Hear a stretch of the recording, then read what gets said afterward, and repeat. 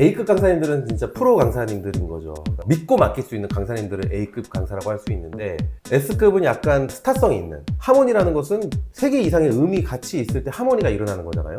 그러니까 이걸 강연으로 친다면, 예전에 무한도전 가요제에서 바다랑 길이 나만 부를 수 있는 노래라는 타이틀로 노래를 만들었는데, 강사도 마찬가지지.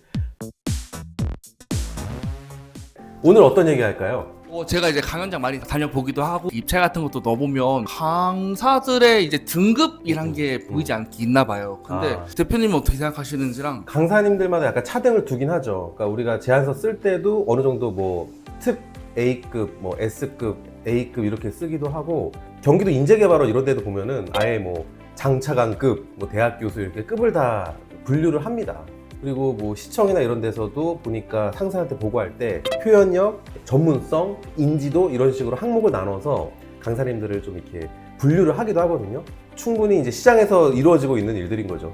과연 그분들이 다른 강사님들과 다르게 뭔가 갖고 있는 것들, 혹시 대표님이 보시기에 어떤 것들이 있는지 한번 말씀을 해주세요.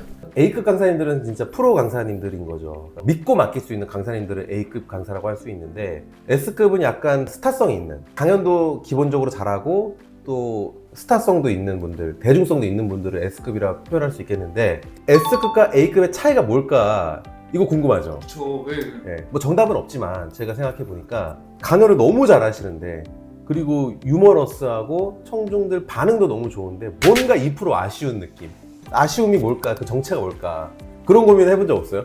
무료 강연 또는 유료 강연이라 해도 딱 하고 나가서 약간 좀 그런데 뭘 들었지라는 생각을 하는 강연들이 종종 있는 것 같아요. 방송에도 많이 나오고 강연도 너무 잘하시는데 오늘 내가 뭘 들은 걸까? 이런 약간, 그러니까 뭔가 2% 아쉽다, 진짜 특급 강사님들에 비해서, 그런 생각을 하실 때가 있는데, 제가 보기에 어디까지나 저의 생각인데, 첫 번째로는 어떤 자기 서사, 그러니까 자기 이야기를 넣느냐 안 넣느냐의 차이도 있는 것 같아요. 그러니까 예를 들어서 김창호, 김미경 강사님을 뭐 S급 강사라고 한다면 물론 이견이 있을 수 있겠지만 대중 강연 시장에서는 뭐 탑클래스라고 볼 수 있으니까, 이 두 분을 보면은 자기 얘기를 되게 많이 해요.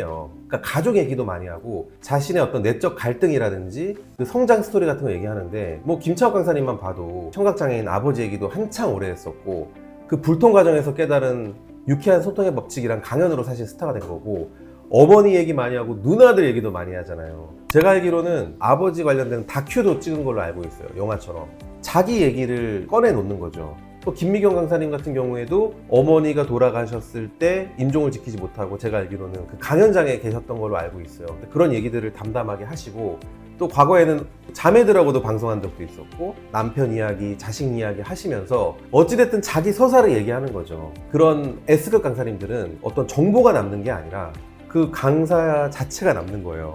그래서 그런 자기 서사의 유무가 어찌 보면 그 두 영역의 차이를 만드는 게 아닌가, 이런 생각이 드네요.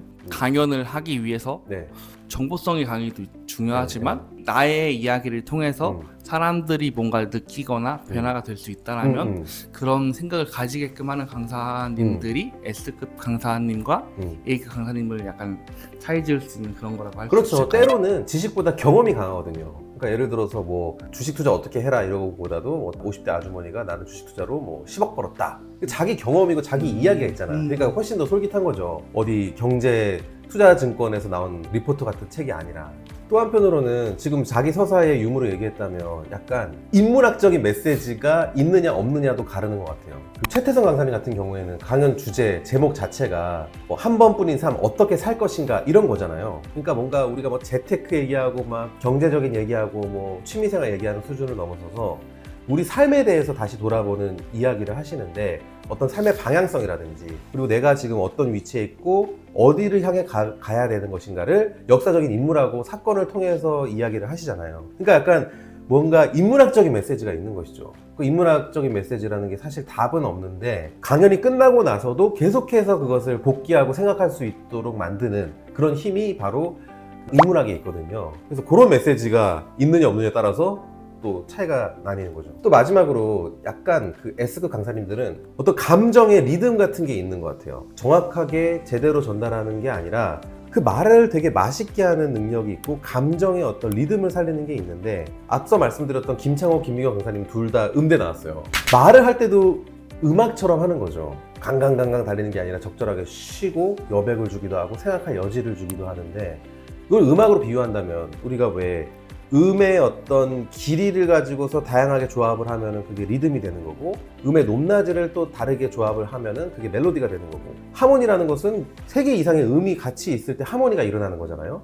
그러니까 이걸 강연으로 친다면 김창호, 김미경 강사님들은 강연을 할 때도 리듬을 살리는 거죠. 말의 템포라든지 감정의 템포 같은 것들, 리듬을 살리기도 하고, 기승전결을 통해서 이야기의 어떤 고조시키면서 어떤 멜로디 감을 살리기도 하고, 마지막으로 이제 하모니는 강사와 청중이 하나가 돼서 이제 공감대를 형성하는 것, 그런 능력이 아주 탁월한 거죠. 그래서 지금까지 얘기한 거를 한번 정리를 해보면 자기 이야기가 있느냐 없느냐, 자기 서사가 있느냐 없느냐, 그리고 인문학적인 통찰, 인문학적 메시지가 있느냐 유무, 또 마지막으로는 어떤 말을 할 때 어떤 그 감정의 리듬이 있느냐, 그래서 말을 하더라도 음악처럼 들리게 하는 그런 능력들, 그런 것들이 조합이 돼서 정말 넘사벽 독보적인 강사를 만드는 게 아닌가, 이런 생각을 한번 해봤습니다. 뭔가 강사를 희망하는 사람들이라고 하면 네. 자기 이야기를 풀 수 있을 만한 사람들이 좋을 것 같다라는 생각을 좀 해보게 되네요. 적절한 수준에서 너무 자기 자랑만, 자기 이야기만 하면 안 되고, 나만 할 수 있는 강연, 그럼 남들이 못 뺏기거든요. 그러니까 여기 귀여운 게 있는데 이게 무도가 떠오르죠. 예전에 무한도전 가요제에서 바다랑 길이 나만 부를 수 있는 노래라는 타이틀로 노래를 만들었는데, 강사도 마찬가지지. 나만 할 수 있는 강연은 이제 본인 메시지가 담겨 있기 때문에, 자기 서사가 담겨 있기 때문에 딴 사람들이 훔치지 못하거든요. 그런 거는 이제 아주 자기만 할 수 있는 거죠. 오늘은 여기까지 할까요? 네. 네, 여기까지 하고 다음에 또 알찬 내용으로 찾아오도록 하겠습니다. 감사합니다.